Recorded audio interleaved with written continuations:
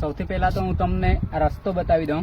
આ આહવા અને આહવાથી આ ચિંચલી રૂટ છે અને ચિંચલી જસ્ટ આ અહીંયા મુરુંબારી ગામ છે। હવે અત્યારે હાલમાં ડાંગ જિલ્લામાં દરેક ગ્રુપોમાં, વોટ્સઅપ ગ્રુપોમાં અને મીડિયામાં ઘણી વખત હું જોઉં છું કે નેતાઓ જ્યાં કબડ્ડી હોય, ક્રિકેટ ગ્રાઉન્ડ હોય ત્યાં જઈને ઉદ્ઘાટન કરતા હોય, ખૂબ સારી બાબત કહેવાય છે અને ઘણા બધા રસ્તાઓના ઉદ્ઘાટનો પણ કરે છે। પણ ખરેખર આજથી આશરે 5-6 વર્ષ પહેલાં અહીં એક માધ્યમિક સ્કૂલ બનાવવામાં આવી હતી। એ સ્કૂલ બી તમને હું બતાવી દઉં। એ માધ્યમિક સ્કૂલ છે એ અહીંયા આશરે 5 થી 6 વર્ષ પહેલાં બનાવવામાં આવી હતી અને સ્કૂલ તમને હું બતાવી દઉં।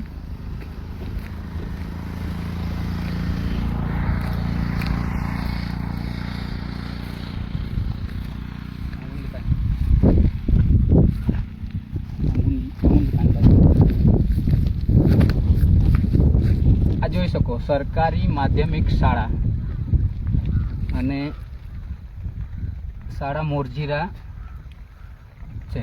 હવે આ સ્કૂલ તમને બતાવું છું કે સરકારી માધ્યમિક શાળા છે। ખરેખર આ સ્કૂલ અહીં બનાવવામાં આવી છે એ તમે આખા ગ્રાઉન્ડમાં જો કશે તમને સ્કૂલ દેખાશે નહીં।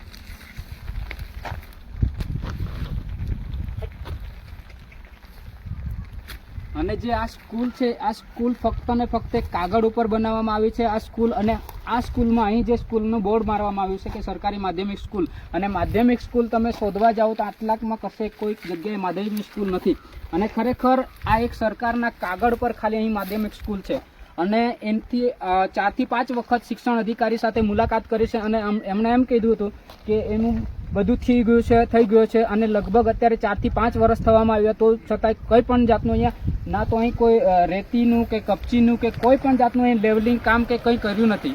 અને ખરેખર એ લોકો કઈ આધાર પર કહે છે કે બધું મંજૂર થઈ ગયું છે, બધું થઈ ગયું છે।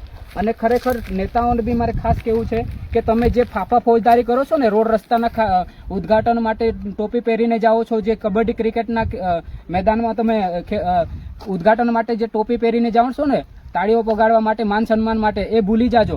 જ્યાં સુધી છોકરાઓને શિક્ષણ મળશે નહીં ત્યાં સુધી આ ગામનો કે આ દેશનો વિકાસ થવાનો નથી। અને જો તમે દેશનો વિકાસ કરવા નીકળ્યા હોય ને તે પહેલાં અમારા ગામનો વિકાસ કરો। અને ગામનો વિકાસ એક શિક્ષણ થકી છે। જ્યારે આપણે લાકડો લઈને, દંડો લઈને કોઈના પર લડાઈ કરવા જઈશું ને તો આપણાથી કમજોર ઉપર જ ખાલી આપણે જીત મેળવી શકીશું। પણ જ્યારે આપણે શિક્ષણ લઈને લડવા જઈશું ને, આપણા સામે ગમે તેટલો તાકાતવર હશે ને એને આપણે હરાવી શકીશું। અને એટલા માટે આ નેતાઓ પણ ઈચ્છે છે કે સ્કૂલ બનવા નહીં જોઈએ તો એ લોકોને ક્રિકેટ કે કબડ્ડીના આયોજન રાખીને એમાં છોકરાઓને, યુવાનોને ગેરદિશામાં દોરે છે। પણ જ્યારે શિક્ષણની વાત આવે ને ત્યારે આ લોકો પીછેહટ કરે છે। અને આ વસ્તુ તમને હું આજે અહીંયા સ્કૂલ લખવામાં આવી છે ને, સ્કૂલ બનાવવામાં આવી છે, આ સ્કૂલ તમને હું કે આ છોકરા કઈ હાલતમાં ભણે છે એ પણ તમને બતાવું છું। અને મારે આ ખાસ નેતાઓને બી કહેવું છે કેમ કે આ દર વખતે શિક્ષણની વસ્તુ હોય ત્યારે આ નેતાઓનામાં કોઈનામાં એટલી તાકાત નથી કે શિક્ષણની વ્યવસ્થા તાત્કાલિક કરવામાં આવે। એ લોકોના જે પણ બીજા કંઈક કાર્યક્રમો હોય ને ફટાફટ કરે છે, એ લોકોના ફોટા પાડીને માન સન્માન મેળવવા માટે બધું કરે છે। અમારે ખાલી કંઈ જ નહીં જોયું, તો અમને ખાલી શિક્ષણ જોઈએ છે। મારા છોકરાઓ માટે સારું શિક્ષણ હોવું જોઈએ। બાકી તો આ તમે ફાફા ફોજદારી બંધ કરી દેજો। પહેલામાં પહેલું કામ તમે શિક્ષણ કરો। અમે જોઈએ તો કાદવમાં ચાલી લઈશું, અમારે રોડ રસ્તાની જરૂર નથી। પહેલાં અમારે છોકરાઓને ભણવા માટે સારી સ્કૂલ બનાવી આપો। અને ખરેખર જો આને આ પરિસ્થિતિ રહેશે ને, જે નેતાઓ ફાફા ફોજદારી કરવા આવે છે ને મારા પંચાયતમાં કે મોરજીરા, ગળદ, આ પંચાયતમાં જે બી નેતાઓ ફાફા ફોજદારી કરવામાં આવશે ને એ લોકોને પણ અમે બતાવી દઈશું અમારા મતની તાકાત। અને મારે યુવાનોને બી ખાસ કહેવું છે કે સાચો ઈમાનદાર નેતા એને કહેવાય છે, જે જાગૃત વોટર હોય ને એને ઈમાનદાર નેતા કહેવાય છે। આવા નેતાઓને નહીં કહેવામાં આવતા જે શિક્ષણ માટે પણ હજુ સુધી આ 5-6 વર્ષ સુધી કોઈ ખાલી આ બોર્ડ મારી મૂક્યું છે। આ બોર્ડમાં એમાં છોકરાઓ કઈ બેસવાના છે? કોઈ પણ જાતનું તમને કોઈ પણ જાતનું દેખાતું નથી કે કોઈ રેતી કપચી કે કોઈ પણ જાતનું લેવલિંગ કરેલું એ કોઈ દેખાતું નથી। અને તમને એનો એ વિડીયો બતાવો કે જે છોકરાઓ અહીં જે સ્કૂલનું બોર્ડ મારવામાં આવ્યું છે ને એને છોકરાઓ કઈ જગ્યાએ ભણે એ તમને બતાવું છું। ચાલો બતાવી દઈએ। કટ કરી લો અને આ સ્કૂલ તમને બતાવો।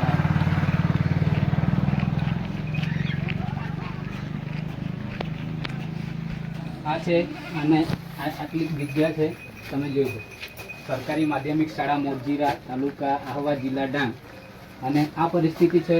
નેટ બાંધ્યું છે, ઉપર પતરા છે અને આ નાની એવી ઓરડી છે।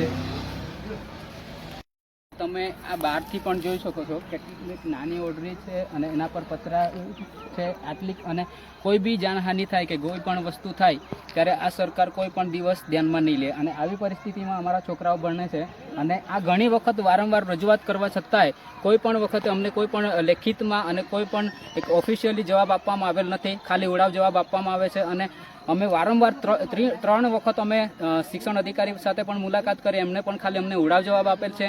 અને હવે અમે કોઈ પણ જાતે એ ચલાવી લેવા માંગતા નથી, કેમ કે આ વસ્તુ અમે એટલા માટે કહે છે કે આ સ્કૂલ અમારા છોકરાઓ આજથી 5-6 વર્ષથી છોકરાઓ આવી પરિસ્થિતિમાં ભણે છે. અને એના જસ્ટ સામે તમને બતાવી દઉં કે એક પશુ દવાખાનું બનાવવામાં આવ્યું છે, અને એ બી ખાલી 1 જ વર્ષમાં, 1 થી 1.5 વર્ષમાં કેવી પશુ દવાખાનું બનાવવામાં આવ્યું.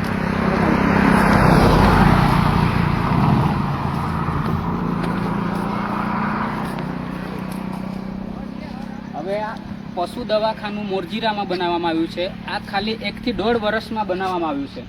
હવે મારો કહેવાનો અર્થ એ છે કે પશુઓ માટે જો તમે 1 થી 1.5 વર્ષમાં એટલી મોટી હોસ્પિટલ બનાવી શકતા હોય, એટલું મોટું દવાખાનું બનાવી શકતા હોય, તો અમારા છોકરાઓનું જે ભવિષ્ય, આપણા દેશનું જે ભવિષ્ય છે, એમના માટે શું તમે આવી સ્કૂલ આપવાના? હવે જો તમે 1 થી 1.5 વર્ષમાં આટલું મસ્ત તમે બિલ્ડિંગ બનાવો છો અને હોસ્પિટલ બનાવી આપો છો, એ ખાલી પશુઓને માટે, અને અમારા છોકરાઓના માટે સ્કૂલની કેવી પરિસ્થિતિ છે એ તમે જોઈ શકો છો. ખરેખર આ જ બાબતે અમારે વિરોધ છે લોકો સાથે અને નેતાઓ સાથે, કેમ કે તમે વારે ઘડે અમે એટલા માટે હવે દેખાતી વસ્તુ છે, તમે સ્કૂલ જે હોસ્પિટલ બનાવી છે અને હોસ્પિટલના સામે જસ્ટ અમારા છોકરાઓ કઈ પરિસ્થિતિમાં ભણે છે, અને ખરેખર જે વસ્તુ ઉડીને આંખમાં લાગતી હોય એ વસ્તુ બતાવવાની જરૂર નથી પડતી. અને વારે ઘડે અમે આ રજૂઆત લઈને ગયા છે, તો છતાંય કોઈ પણ વખતે અમને કોઈ એવો જવાબ આપવામાં આવેલ નથી. અને હવે પછી અમે ચલાવી લેવાના માંગતા નથી. હવે જો અમને કોઈ લેખિતમાં ઓફિશિયલી જવાબ ન મળે તો અમે આખું ગામ આવીને ત્યાં ધરણા દઈશું. અને આ વસ્તુને ખાસ અમારા આ વિડીયો મારફતે અમારા જે ધારાસભ્ય છે વિજયભાઈ અને સાંસદ સભ્ય છે જે અમારા ધવલ પટેલ સાહેબ, આને ખાસ આ અમને એટેક કરજો અને ખરેખર આ બાબતે ધ્યાન દોરે અને આના પર અમને કોઈ લેખિતમાં જવાબ આપે અમારા પંચાયતમાં. અને તો જ બાકી તો અમે ત્યાં આવીને અમે શિક્ષણ અધિકારીને તાળા મારવા માટે પણ અમે તૈયાર છીએ. જય આદિવાસી, જય જોહાર.